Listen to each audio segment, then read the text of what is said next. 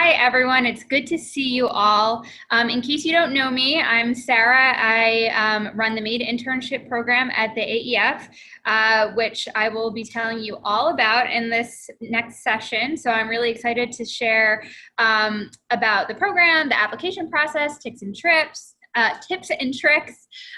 So very happy to have you all here with us today. Sky, do you want to introduce yourself really quickly too? Sure. Hi, guys. My name is Sky Rubel. I work with Sarah on the MAID internship program. Can't believe that we're already starting on this for summer 2021, but we're so excited that you guys are interested on this webinar today with us. Yes, we are so appreciative that you're sharing your afternoon with us. So thank you for that. So I think we can actually just jump into it. Let me just change my screen here so I can see the slides. Okay, great. So as you all know, you're here to learn about the MAID internship program for summer 2021. And I will say that although summer 2020 was weird and not what any of us expected, we are anticipating 2021 to be a bit more normal. While we can't guarantee that every company will be hiring an intern next summer or that those internships will be in person, we truly believe that a majority of those programs will still be in person. So we're gonna keep going on, moving on as if everything is normal, and if anything changes, we'll let you guys know. But this is the plan for now. If you guys have any questions, feel free to unmute yourself throughout or use the chat box. I will be recording this session, so it'll be available later on our website, and I will be sharing the slide deck with you all, so you can refer to that later as well. Okay, awesome. So let's move to the next slide here. Okay, so what is the MAID internship program? In case some of you are newbies to the MAID internship program, the main thing I want you to know is that we care about who you are, not who you know, and that's basically the essence of this program. The MAID program is not about what school you go to, what your major is, what connections you have, who your parents know. None of that matters to us. It's all about who you are and the type of person you are. So essentially, this program functions as a common app. So it's making the really complicated process of applying to internships a little bit easier. It's democratizing access. So again, it's not about who you know or what school you go to, but it's about how you present yourself. And hopefully it makes it easier for bright students like yourselves get into the industry. I know it's a tricky industry to get your foot in the door. So we're here to help you and support you. And we feel that our candidate pool is much more diverse and more representative of the population, which hopefully will lead to a better industry in the future. So that's basically the essence of the program. Does anyone have any questions about that? No? Okay. And Sky, if there are questions, if you can just shout them out to me because I can't see the chat box. Yeah, for sure. Okay, awesome. Thank you. Okay, so what are we looking for in a candidate? So we're looking for undergraduate, juniors, and seniors. So those who are graduating between May 2021 and May 2022. And we get a lot of questions about December graduations. If you're graduating in December 2020, at this time, we don't consider those applicants. And that's just been historically our partners, the companies that we partner with, we'll only consider those who just graduated that May or are graduating next May. It's just what they expect, and so that's what we're basing our qualifications off of as well. Any schools are welcome. Any students at any schools are welcome to apply. Any majors, you do not have to be marketing or advertising majors whatsoever. You can be sociology, anthropology, math, biology, psychology, political science, like literally any major is welcome.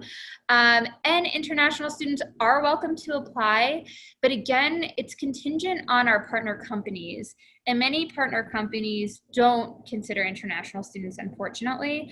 And I'm sure if you are an international student, you understand all the different challenges and barriers you face. We will try as best as we can to navigate all those challenges for you, but just keep in mind that there are limited spots for international students, and it's all based on our partner companies and who they're willing to hire. Any questions on that? No? Okay. So the next part is candidate traits. So like I said, does not matter what classes you took or what your major is. We're looking for specific traits that basically anyone could possess. So first and foremost, you need to be an analytical, critical thinker. So what does that mean? We're looking for someone who can identify a problem, even if it's an ambiguous one, and come up with a method to try to solve that problem. And we're hoping that that method is rooted in data analysis. You're looking at trends, you're, trying to get a deeper understanding of what that problem is and why it is. And then hopefully that will lead to a solution. So I can't emphasize that enough in your interview, in your application. You should be focused on that, way of thinking. We're also looking for future leaders. So if you are a leader in a club, or you're captain of your sports team, or you do something outside of campus, that's great. We want to see that you're leaders now, because that means that you'll probably be an industry leader in the future.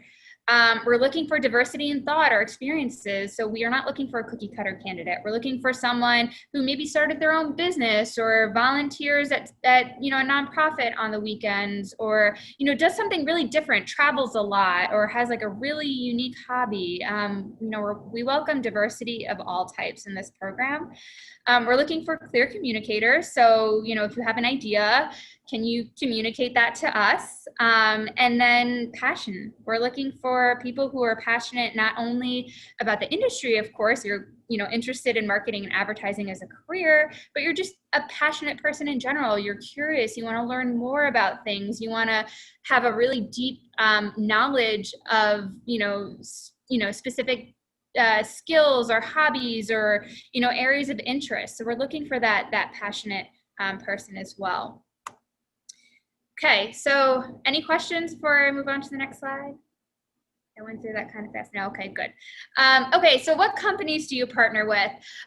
This will change a ton by next year, but here's a sample of the companies we partnered with in 2020. So it's a good mix of global ad agencies like DDB, FCB, RPA. It's a nonprofit organization, so the AEF takes an intern, of course. We work with a couple of other trade associations as well. Media companies like Viacom or NBC Universal, and brands. So IBM, MasterCard, Anheuser-Busch, Bank of America. So we're really excited about the diversity of companies we're able to bring into the program, and hopefully it'll expose you to new opportunities that you never even knew about or thought to apply to. Like I said, we'll be adding new partners, and so this list will look obviously very different by 2021. So just check our website. We will have the list updated occasionally, and hopefully we can add many more new exciting partners. Okay, so big question, how do I apply? So first and foremost, application dates. The application opens on September 15th, so just in a couple of weeks. It's a little bit earlier than the application opening last year, so be prepared for that. And then the application closes January 15th of 2021. So we're looking for complete applications by that date. So if your application isn't complete, you cannot unfortunately be considered for the program. So make sure you have all the following components in by that January 15th date. So that consists of the application form. So simple information like your name, your address, things that you're interested in, whether it be copywriting or art direction or account management or media planning, where you're from, where you want to work, if you're open to working in New York or you want to stay local, or, whatever your preferences are, that's all captured on that application form. Your resume, of course. Sorry, Sky, is there a question? Yes, we got a question from Rimsha. She asks, is the application on a rolling basis, or are all candidates considered after the January 15th deadline? It is on a rolling basis. And I was going to talk about that a little bit later, but I can discuss it a bit now. So yes, it's on a rolling basis. Last year we had over 1,700 applicants. So if we waited until the January 15th date, like it would have been way too many applicants to review all at once. So we do it on a rolling basis.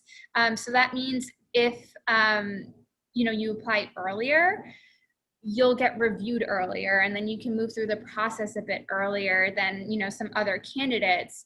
There are some companies that recruit early. So companies like L'Oreal, IBM, MasterCard, think like the client side marketers, the brands that you're familiar with, they recruit super early, like October, November, December. So if you want to be considered for those particular companies, definitely apply as early as possible. The ad agencies are on a little bit different recruiting timeline. They recruit usually more like in the winter, spring, so January, February, March.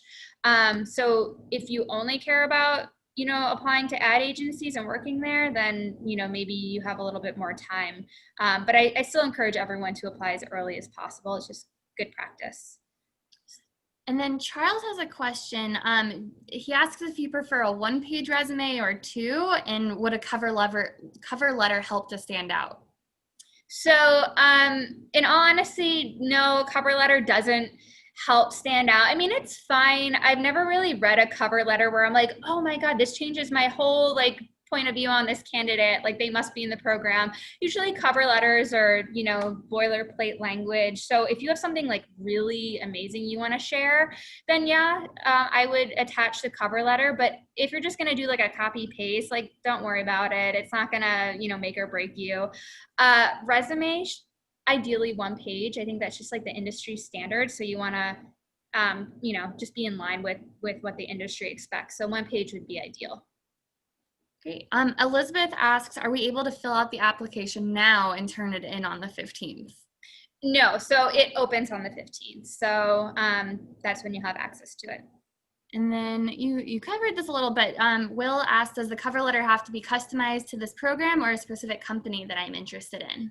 No, so if you are going to do a cover letter, it could just be for the MAID program. I wouldn't recommend doing it for a specific company, just because with this program, if you're a really strong candidate, we may be sharing your application out with many companies, and then that cover letter wouldn't be relevant. So keep it as broad as possible from that respect. Okay. Anything else? Oh, we just got one more question from Rimsha. How would we showcase our project, such as an ad campaign we created? Yeah, so definitely have that. If you have a website or don't have a website yet, I strongly encourage you to create one, and then have that link on your resume. And I don't know if any of you were on some of our web sessions this summer, but it's strongly encouraged that those links are clickable. So that we don't have to copy and paste it into a browser. So make it clickable, pop it onto your resume, and then that's the best way for us to see the work you've done. Oh, and I would also add, make sure that you don't password protect it. I actually just saw a LinkedIn or a recruiter on LinkedIn post about that. They're not going to go through the effort of putting in the password. I know, I saw that article too. Awesome. Yes, don't password protect it. Okay, great. So the next application component is the academic letter of recommendation. So this is a letter of recommendation coming from someone like a professor. In fact, it's strongly recommended that it's coming from a professor. And I can talk about that more in depth later. And then our digital interview, which again, I'll talk more about later, but these are just, the basic application components that all need to be submitted before the deadline on January 15th to be considered. So at the bottom here, I have the link where you'll find the application when it opens on September 15th. So next slide. Okay, so how can I make more questions? Yes, yeah. One more question from Shiming. She asks, can we also submit a recommendation letter from a previous internship? You could, but we definitely still need that academic letter recommendation. So I'm about to talk about that right now. So let me go through here in order. So first, let's just talk a little bit more about the resume. Please PDF it. Sometimes when we get Word resumes, they're like funky formats and weird font, and we can't read it, and it's just not good when that happens. So please PDF it. And if you can name it like first name, last name resume, that would be so helpful to us. So just, a couple of things that will be helpful and make your application stand out a little bit more.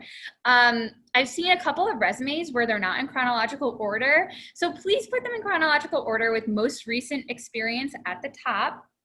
And then also include any involvement you have, of course, in clubs, any leadership positions you have on or off campus, and case competition. So whenever I see a case competition, I'm so impressed because it's real world experience. So maybe you haven't had an internship yet, but you did a case competition. To me, that's almost as good as an internship. So put those on there. And if you've done any other really interesting projects that are relevant and through your coursework, you can list those as well.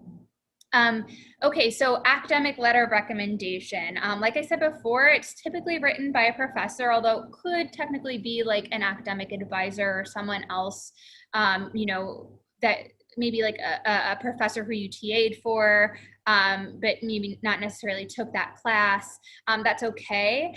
But basically what we're looking for is insight into your skills. So your communication skills, your intellectual curiosity, your creativity, just who you are as a person and how you, work on a team, work under pressure. Do you ask questions? Or, are you vocal? Do you voice your opinion? Things like that. And also bonus points if they can point to specific examples of, again, critical thinking, research, analysis. You had this project, you analyzed this company, you looked at all this data, you came to this really great conclusion. Something like that is golden for us. And then the digital interview. So all of these things will happen in phases. So, you apply with your, you submit the application, which will include your resume. And then you'll receive an email with instructions for submitting your letter of recommendation. And after you've submitted that, then you'll have access to the next round, which is the digital interview. So this digital interview consists of 5 timed questions. You'll have 45 to 60 seconds to prep, depending on the question. You also do have 1 redo. So if you mess up or have technical issues, no worries. And answers should range between 45 seconds to 2 minutes. It'll tell you what the limit is. And we'll also ask for 1 timed writing sample, which will you'll have 8 minutes to complete. So are there any questions? I saw some pop up. Yes, there are a couple. So Will asks, how many recommendation letters can we submit, and is it the more the better? No, so I really strongly recommend just the 1. I'm not actually even sure. I have to look at our applicant tracking system if they even let you do 2, but the 1 will get you through to that next digital interview stage. So I would just focus on having at least that 1. Great. And Charles participated in the Clorox case competition, and he asked how you'd recommend they listed on their resumes. Yeah. So, if that was the latest thing you've done, maybe you didn't intern this summer, that's okay because you did all these wonderful things, hopefully through the Made Online program, but such as the Clorox case competition. And so list that, talk about the project you worked on, your specific role in that project, the outcome of it, especially if you placed, in the final round. Something like that would be really helpful for recruiters to see. Great. And Raina asked, is there a cap on how many people participate in the program?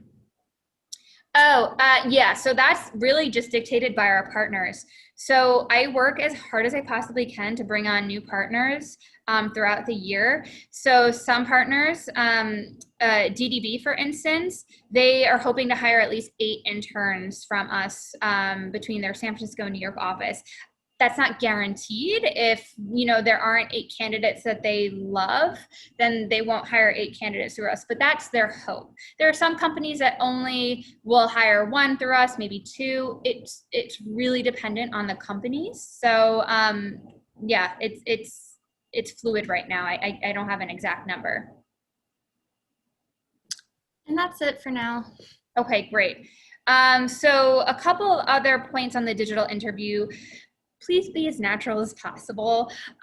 Sky and I have seen responses where it looks and feels and sounds like the person is reading something, like their answer off a piece of paper, and like you see their eyes moving back and forth, and they sound almost like recorded or robotic, and I don't know, it doesn't sit well with us. We'd much rather see you express yourself naturally, and if you stumble a little bit, that's okay. We know you're not robots. We know, you know, you're not coached professional public speakers. It's fine. It's an interview. We get it. You may be a little bit nervous. Just, you know, be as natural as possible. And also, again, I cannot emphasize this enough. Data analysis should be at the core of your answer when it's relevant. So if we're asking you about, you know, a problem you solved or a project you worked on, or, you know, something like that, don't focus on personal things like, oh, I had a personal problem with my roommate, or, you know, we want to hear about, you know, I was at work, you know, at my job, and I noticed that a product wasn't selling, and so I came up with a way that we can sell more of that product. Or I know I'm president of my club, and we had a really hard time getting people to attend this new event, so this is what I did to increase attendance. Stuff like that is what we're looking for. So try to leave the personal stuff out of it. We don't want to hear about your fights or, you know, your disagreements or, you know, things like that. Okay, so any questions based on that? And Will just submitted another question. Do these internships typically result in a full-time offer? Okay, so again, it completely depends. A lot of the client-side marketers are hiring interns to then transition them to full-time once they graduate. So for instance, Anheuser-Busch just hired their intern full-time. IBM has done that in the past. MasterCard has done that in the past. That's the goal of these internships. With agencies, it's a lot harder because agency budgets are more fluid. So they may love you and think you did such a wonderful job in your internship over the summer, but they just might not have budget or room for you, or, you know, a client need to hire you on full time. So it really just depends on the company and their recruiting strategy. Okay, anything else? That's it. Mm-hmm. Okie doke, we'll move on then. Okay, so how does the selection process work? So once your application is complete, our team will review it and determine if we want to move on to the next stage, which is a live interview. So that live interview is our opportunity to get to know you, to hear a little bit more about what you're interested in, you know, why you want to join the industry, whether you want to be a creative or someone in data analysis, or, you know, you want to work for IBM, that's your lifelong dream, or you only want to work for an ad agency, stuff like that. That's what we learn during that live interview. And then after that stage, we determine whether or not that candidate will be placed in our finalist candidate pool. So what does it mean to be a finalist? So our finalists are then shared out with the made partner companies that we feel they're a match for. So I have a little example here. If you are into art direction and you only want to work for an ad agency, let's say in New York or LA, we'll share your resume, your letter of recommendation, your video interview with all ad agencies hiring art direction interns in New York City and LA. If you're more flexible, let's say you don't care what you do, like you're interested in account management or media planning or ad sales or, you know, social media marketing, literally anything, and you'll work anywhere, chances are we'll be able to share your application with more companies. And if a company is interested in a candidate's application, they'll reach out to you directly. So let's say we shared your application with IBM and they're interested. They'll, you know, a recruiter from IBM will shoot you an email and set you up with next steps. So any offer comes directly from them. And it's basically like you're being hired into their internship program. We're just helping you, get there. So you'll, have the same experience as any other intern at IBM or Deutsche or McCann or wherever you're interning for the summer.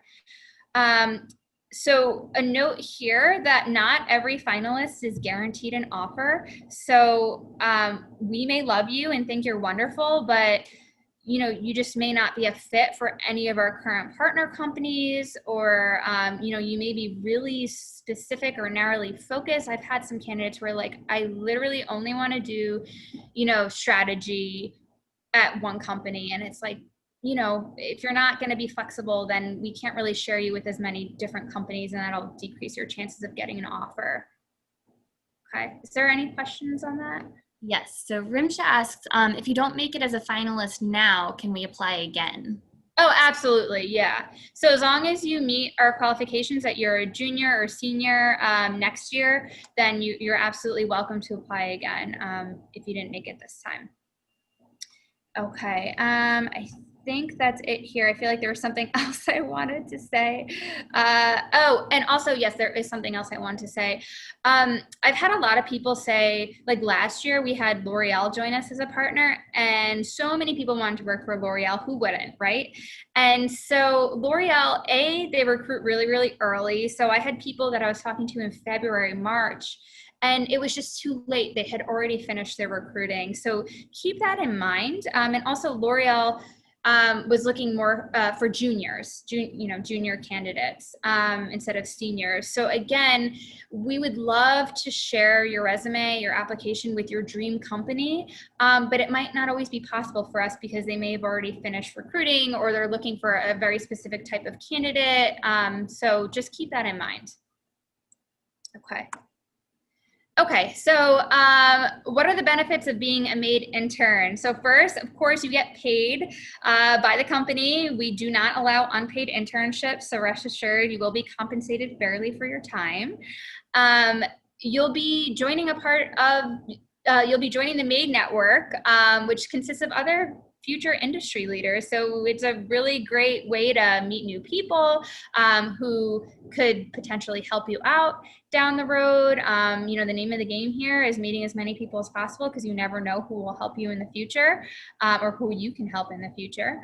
And you'll also get to connect with your MAID cohort throughout the summer. Definitely we'll do virtual events and hopefully some in-person events. We'll see. But this year, obviously, they were all virtual, and it was just fun ways to get to know each other and connect and feel like you're part of a group. You'll be assigned a mentor from the network that you actually get to select. So this year we had 150 mentors sign up to mentor a student. And if you are a MAID intern, you actually get to select who of that list of 150 will be your mentor. So if you are not in the program and you still want to have a mentor, we usually just assign it for you. So you get that extra benefit of being able to pick your mentor. You'll have early access to our online certified ANA marketing student course. So we launched that this year. That's a 17-hour on-demand virtual course that covers everything from branding and creative briefs to digital marketing, data analysis, SEO, social media marketing. Basically everything you would need to know to be a modern marketer covers that. So we're hoping that our MAID interns next year have earlier access than everyone else to that course, so they have more time to complete it. And then, of course, you'll be automatically registered for all of our summer web series sessions, which we will be continuing next year, our weekly sessions. They're not required that you attend them all. Obviously, we know you're working. We're happy that you're working and that you'll hopefully be busy at your job. But we'll automatically register you for those, so you don't have to go through that extra step. And then you'll forever have access to us, the AEF, for career advice, connections to recruiters. So recently I had a MAID alum reach out to me. He was really interested in this creative strategist position at Wunderman Thompson. And he asked who I knew there. We know the chief research officer, he's on our board. So I reached out to him and he put me in touch with the recruiter for that position. And that alum is currently going through several rounds of interviews with the team that's recruiting for that position. So it's a really, valuable resource. And of course, we have companies reaching out to us all the time. Do you have any alums that you'd like to recommend for this entry-level role we're hiring for? We're doing an ad week panel in a couple of weeks, and one of our alum will be participating in that. She'll be sitting on a panel with the CMO of American Express, with the CEO and president of McCann. So, you just get all these different opportunities that you wouldn't normally have otherwise. Questions? Yeah, so we have a few questions about CAMS. Okay. So Risha wants to know if you can access CAMS without being a part of MAID, and Elizabeth added to it, how much does the course cost if you're not part of the community? So the course is free, and originally this year we were only going to open the course to the 35 or so MAID interns that we had placed at companies this summer. Then of course everything changed, as you all know, and we launched MAID Online, and we basically invited you all to participate in our web series, in the case competition. We opened CAMS up to anyone who was interested in it. And so next year we hope to do the exact same thing, where we have all these resources for anyone who didn't get an offer through the MAID internship program, but still wants to learn more and stay connected to us. So we're hoping to extend that benefit again next year. Great. And then Charles said that he did CAMS this summer, but he asks if he'll need to retake it to renew the certificate next year. So you don't need to retake it as long as you completed it this year. That certificate is good. I don't know if it ever really technically expires, but you definitely don't have to retake it again unless you want to, because I'm assuming we'll be updating it, refreshing the material, adding things, taking out things. So, you may want to go through it again just, to see what's new, what was added. And then Rachel asks, if I'm graduating in December 2020, are there still courses and resources available to someone like her in the AEF? Yes. So again, all of our resources will be open to you. So you can still watch the MAID series that we'll be doing. You can still participate in, if we have case competitions, portfolio reviews, resume reviews, any type of thing that we offer, we're hoping to extend to people who graduate a little bit earlier, who may not be eligible for the program. We're still trying to figure out what the contours of the program will look like, but we hope to extend as many benefits to you all as possible. So keep an eye out for that. Great. And Megan asks, and I think this might be a source of confusion for a lot of people in the program. Megan asks, do you have to receive an offer from a company to be considered a MAID intern? Yes. So that's historically how it's worked, and that is how it will work going forward. I know this year the lines were a little bit blurred because people had offers through the MAID internship program that got rescinded. Some people still were able to keep their internship and do it virtually. People who were interviewing, weren't able to get an internship at all or an offer. So things were a little bit fuzzy this summer, I know. But next year, to be a part of that MAID intern cohort class for 2021, you will have to get an offer through the MAID internship program. Great, and that's all the questions right now. Okay, awesome. So let's move on. We're almost done here, actually. So what other things should I know? So basically, we do the heavy lifting of your internship search for you. And I mentioned this earlier, that getting into the industry can be hard. It's confusing. There's so many different companies and roles. I mean, I know personally, I didn't even know what an ad agency was when I was looking for jobs until I started at the AEF working here. So I know it's really complicated and confusing. So instead of you just blindly applying to, all different types of positions and your resume just goes into a black hole and you never hear from those companies again, hopefully we'll be able to get you directly in front of those recruiters, help you cut the line, because those recruiters who are partnering with us, they're trusting and valuing our recommendations. They know that we've reviewed every candidate, that we've vetted them.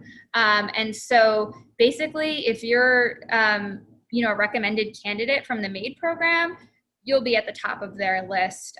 So hopefully it makes things a little bit easier for you.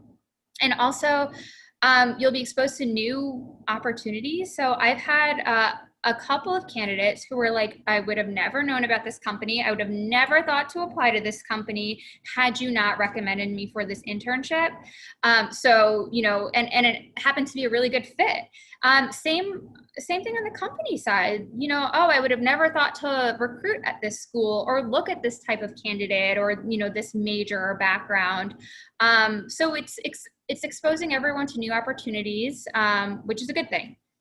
And like I said before, we do review candidates on a rolling basis. So definitely make sure to get your application in as soon as you can.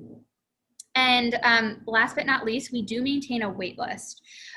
So like I said, spots are limited. It's all dependent on our partner companies and how many interns they're hiring from us.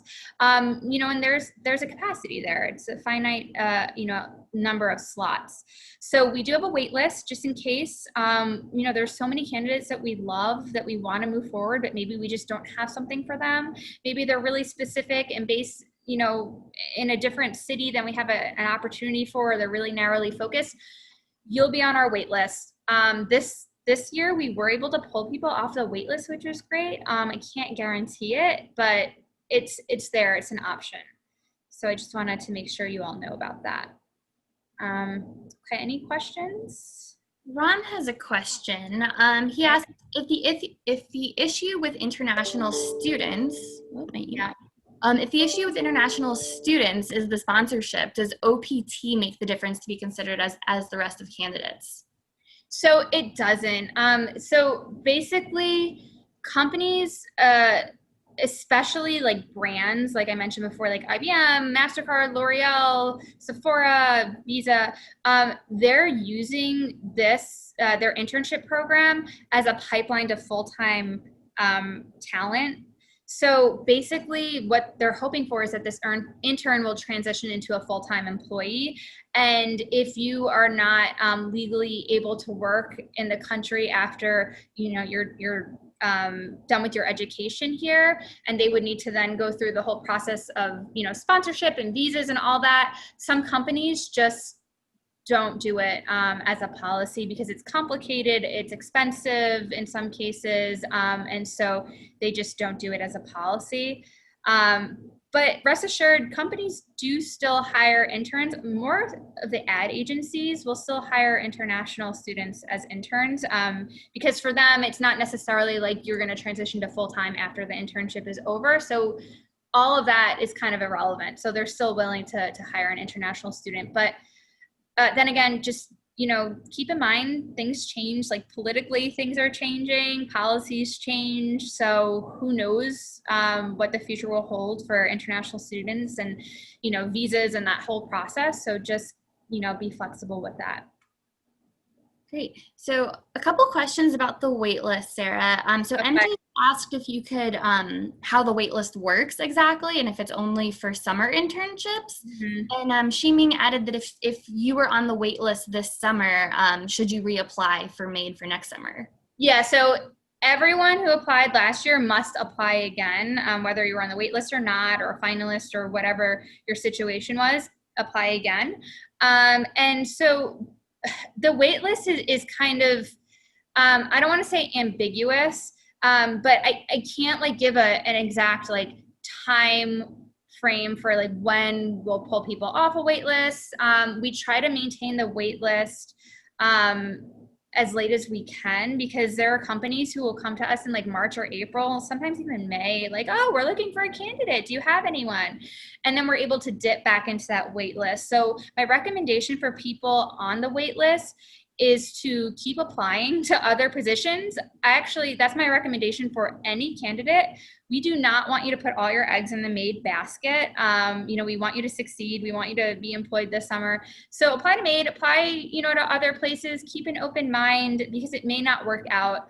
Like I said, we had over 1,700 applicants last year. We're anticipating 2,000 or more this year, and we have limited capacity. So if you're on that wait list, be patient, but definitely see what else is out there in terms of opportunities because we may be able to pull you off in, you know, March or April. We may not be. Usually by May, we'll let everyone know, like, it's kind of it. But, you know, it really depends. Great. So Sandra asks about the letter of recommendation and if it can come from a career service specialist. She said that they work closely with students and they've helped her with resume, interviews, etc. Yeah, I don't. I wouldn't recommend it. I really do strongly recommend that it's from like a professor first and foremost, just because they have more insight into how you behave on a team or working on a project or doing a presentation or submitting an assignment. They just have better insight into the quality of your work and, you know, how you approach problem solving. So I still would recommend that it's coming from a professor, but definitely at least someone you know, at the university, except for an employer. So like, let's say you're an RA and getting like the person who, you know, manages the dorm, you know, whoever the administrator is to write your recommendation, we don't accept that. So it has to be someone who you have like an academic relationship with. Great. Will asks, do we have to go through specific companies' interviews after being selected as a finalist? Yeah, so that's a great question. So let's say we share your application with 5 different companies and 2 companies are really, really interested in you. They will reach out to you directly to schedule next steps. What those next steps consist of totally depends on the company. So some companies are really casual and they'll just do a quick phone call, and if they like you, they hire you and that's it. And some companies will have you do an assessment and maybe do like a video interview with 3 different people, and it's a little bit more involved. Totally depends on the company. Great. Maggie asks if you prefer letters of recommendation from advertising and marketing professors, or you know, she has her English professor in mind.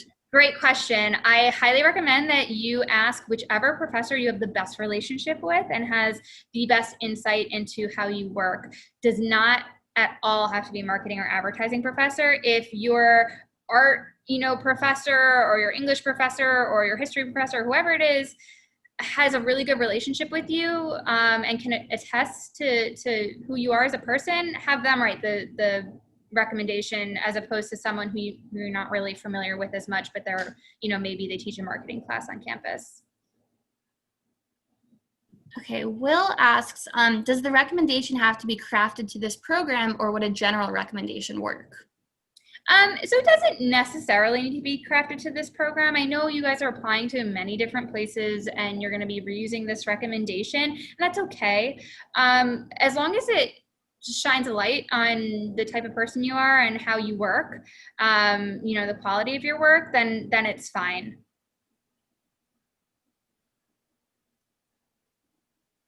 And I think that's it. Ooh, okay. All I'm right. sorry, can I ask a question Sure. out loud? Yeah, go ahead, Sandra. Because it's a little bit too much to type. Okay. Is there like a drop box that's possible for letters of recommendation?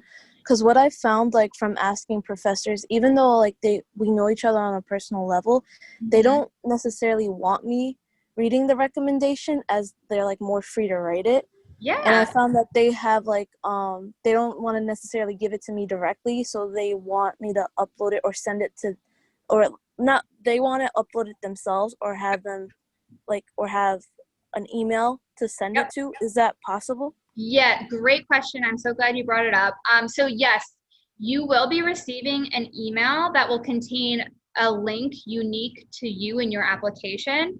And so basically you can just forward that email to the professor, be like, hey, when you're done with the letter, just upload it to this link, and it'll be automatically associated with your account and you'll be moved to that next stage of the process, the application process. So yeah, a lot of professors don't want their students to read their letters of recommendation, which is understandable.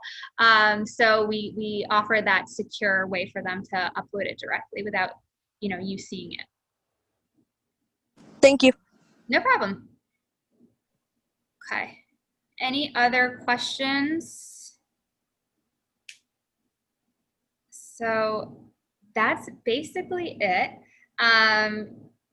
You know, here's a picture of Sky and myself. If you have any questions, feel free to reach out to us.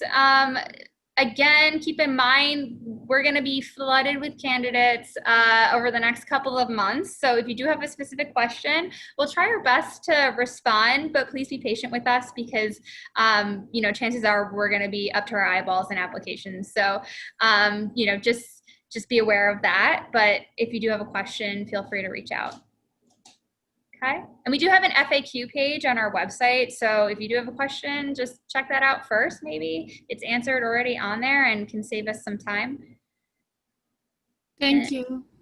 Of course. Anything else? Can I ask how you guys do it? Like 2,000 applications? Oh, Maybe gain some insight into, you know, how you guys effectively find the right people for this. yeah, that's actually a really good question. So we launched in 2018, which is not that long ago. And in 2018, we had like around 700 applicants. So we were able to grow the program substantially. And so we market the program several ways. First is through our professor database. So the AEF has been around since the 1980s, and we have all different types of educational programs and resources. And you know, over the past couple of decades, we've cultivated this network of over 5,000 professors nationwide. So we reach out to them and say, hey, professors, send us your best students, you know, share this with them in class, get them to apply to this program. We also reach out to career directors, and then we are also on Handshake, which I'm sure most of you are aware of, but that's like the best way to get, you know, the application to as many students as possible. So that's how we've been able to grow the program. And I think just word of mouth too. You know, people who've been in the program, who've liked it, told their friends, told their marketing club on campus, you know, told whoever. And so we've been able to, you know, increase interest in the program organically too. Cool. How do you, my question was more for how do you get through 2,000 applications? Oh my goodness. Okay, well, it's tricky. So we streamlined the application a bit more to make it easier for us. And so we're looking for like specific criteria, and then we're rating candidates on that specific criteria. And we've gotten so good at like knowing within like the first like, you know, 20 to 30 seconds, like, okay, is this candidate a really good candidate? Are they an okay candidate? Or maybe they're not ready yet for this program. It's just practice and just honing those qualities that we're looking for so that we can be really precise when looking at a candidate. But you know, if a candidate really stands out to us, it's because they have a really interesting resume that looks nice. You know, they had a great letter of recommendation from their professor saying that, you know, they're one of the best students they've ever taught. They've had really good experience. They're leaders on campus. They're captains of their sports teams. They started a business. They have an awesome website. Things like that make it really easy for us to be like, okay, cool, we're moving them on to the next round. We don't need to you know, see anymore. They're great. So yeah, that's basically how we do it. Makes sense. Thank you. Yeah. Mm-hmm. Okay, anything else? Do you guys like color on resume? Like as a person, not me personally, I don't do it, but maybe someone else. This could apply for someone else. Like, how do you guys feel about color? I like it personally. I know every single company is different, and because basically, you know, you're applying to this program and then we're sharing your resume out with many different companies. Some people maybe err on the side of, you know, being a little bit more safe, just a black and white standard resume. But I personally think that the resumes that stand out more are the ones that are designed, that have a little bit of color, that have, you know, maybe an interesting, your name is in an interesting font, or, you know, just something a little bit different to help you stand out. I would add though that you don't want to make it so creative that you can't read what's on your resume, because you want to make it as easy as possible for the recruiter and for us. Yeah, don't make it crazy, because then it'll be hard for us to read it. And then one more question. Julia asks where the recording will be saved on the website, and the link too. So we will put it on our website. Hopefully it's up by next week. We'll send you guys all the link, but it'll be on our MAID student page. So the link that's earlier on in this presentation that I shared with you all, it'll be on that site. So, and I'm sure Sky will post about it on social media. So follow us on Instagram if you don't already. You'll get a lot of good updates and insider info that way as well. And I just posted the link in the chat too, so everyone should book that. Great. Okay, anything else before we go? Okay, well, it was so great talking to you all and seeing you all. I've missed this. Hopefully answered your questions. If I didn't, feel free to reach out to me or Sky, or, you know, if you want to talk to someone else who's been in the program, let us know. We're happy to connect you with some alum that can maybe share some perspectives. So, yeah, just good luck. Don't forget to apply as soon as you can, and we're looking forward to reviewing your applications. Bye, everyone. Thank you. Bye, guys. Question. Oh, we have another question. I don't Yes. think most people would be interested in this, but I'm actually interested in an unpaid internship. I'm not a junior or senior, and I'm looking to get like first initial experiences with these kind of things. And like it seems like case competitions is like a resource, and the summer programs you guys are suggesting. But would you guys recommend anything else? Yeah, so that's a really good question. Definitely case competitions, and not just ours, but there are ones through like the AAF. They do case competitions. I think the FBs, which is another organization, they have case competitions. Do those. Join marketing clubs on campus, because a lot of times they do like pro bono work. So for real clients, like, you know, if there's a nonprofit organization, you know, in your town, they'll do real work for those companies. So that's a really good way to get some unpaid experience that isn't necessarily an internship. Yeah. Okay. Thanks. No problem. I just have one question before I let you guys go. So I did participate in the essay collegiate competition, but should I still include it if I didn't make it to like the finalist round? Oh, yeah. Yeah, because it shows that you took initiative, that you know, still had this real world experience. You know, you worked with Clorox. Like, that's a huge name to have on your resume. You worked in a team with, you know, 4 other people from across the country. You know, you were responsible for gathering all like the data or doing the research or coming up with the, you know, logo or whatever it was that you did. Even if you weren't a finalist, I definitely would still include it for sure. Gotcha. Thank you so much. Okay. All right. I think that's it. All right, guys. Thank you so much. Have a good one. Bye, guys.